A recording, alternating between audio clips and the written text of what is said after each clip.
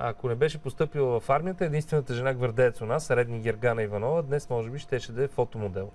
Освен това, тя има имен ден днес. Да.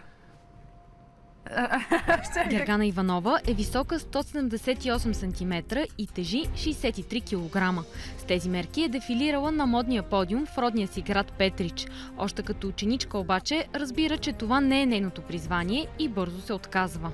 Отдавна много харесвам тази професия, гвардейската.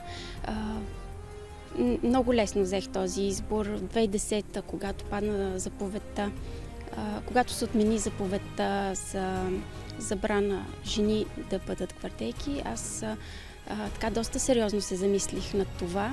Миналата година, 2012-та, кандидатствах и в последствие бях приета. Вече близо 1 година съм тук. Гергана тренира всеки ден наравно с мъжете. Признава, че най-много я затрудняват хватките с карабината. Оръжието тежи точно 4 кг и 300 грама. А какъв е проблема? Бързината или оръжието е много тежко? Ами двете.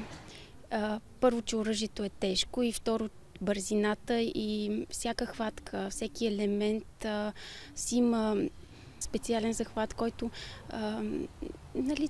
трябва хем да го правиш бързо, хем и изчистено, за да стои красиво на публиката. Истинско предизвикателство е да носиш и униформата на гвардеец. Независимо, че термометърът показва 30 градуса, Гергана все още е в зимната си униформа. Лятната е бяла. Ето това е зимния вариант. Тъмносив капак с Александрската звезда и орловото перо, което перо символизира гордия български дух. Добре, може ли да видим и другия, който е летния, и той защо е без перо? Летния калпак, той е снежно-бял. В момента е без перо, защото все още не сме навлезли в летния сезон.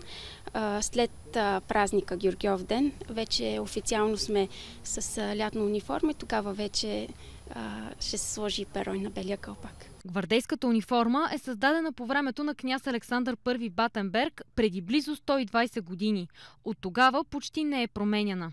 Всеки елемент на униформата носи някакво послание. Ето, например, тези сребърни овални копчета, те символизират хляба.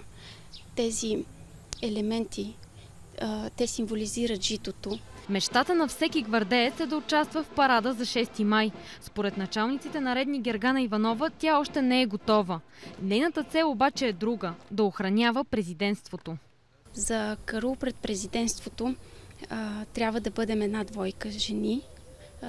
Тоест трябва да дойде още една жена поне, за да може да даваме караул. Преди месец Националната гвардейска част обяви конкурс за нови кадри. Съвсем скоро ще се разбере дали до Гергана ще застане още една жена гвардеец.